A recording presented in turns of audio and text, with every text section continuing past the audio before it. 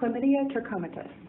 It's the most common sexually transmitted infection in the world, and it's transmitted through sex, childbirth, and direct contact with the infection.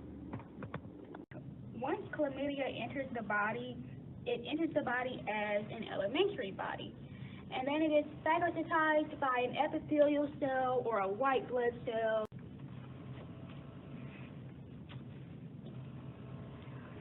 So it's phagocytized in a phagosome, and once inside the epithelial cell, shown here, it becomes a reticulate body.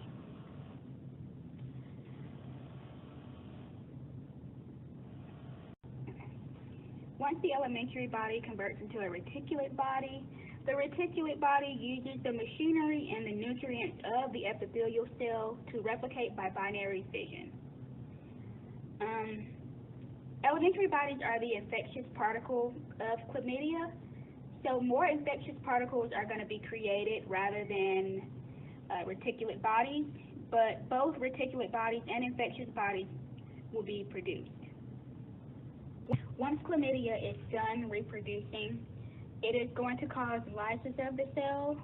The cell will rupture and infectious bodies and reticulate bodies will be released. Infectious particles will go infect other cells and spread throughout the body.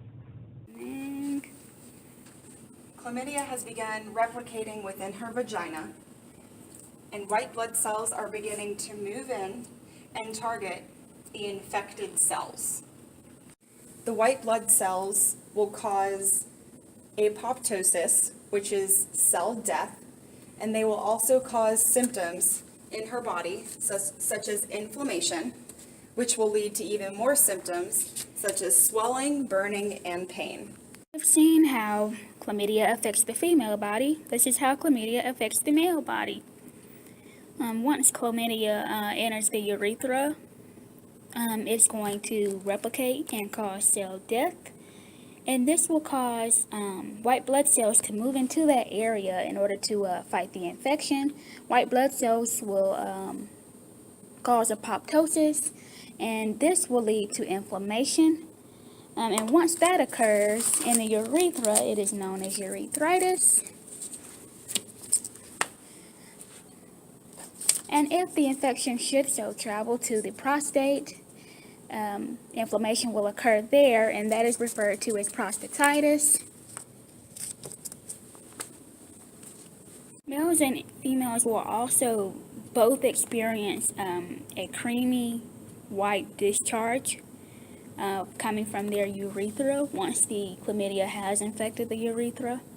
And the discharge is going to consist of dead white blood cells, dead epithelial cells, and the chlamydia bacteria. If infection is left untreated, it could spread to her cervix, which could lead to further issues such as vaginitis and cervicitis. In this case, her infection is only in the vagina, but if it was in the urethra, it could cause issues such as urethritis and dysuria, which is painful urination. Chlamydia could spread from the bloodstream into your joints, causing infective arthritis. And this is when chlamydia enters the joints and white blood cells enter the joints as well in order to fight the infection.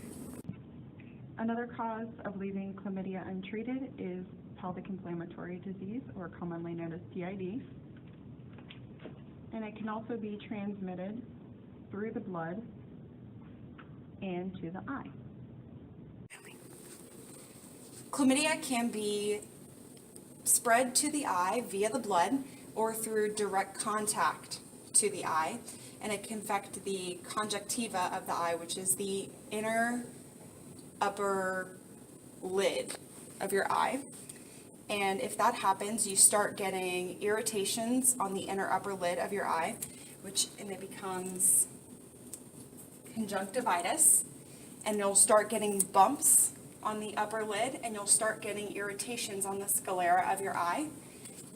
And if that happens, it can also lead to a white film over the pupil and the iris of your eye, and this can eventually lead to trachoma, which is blindness.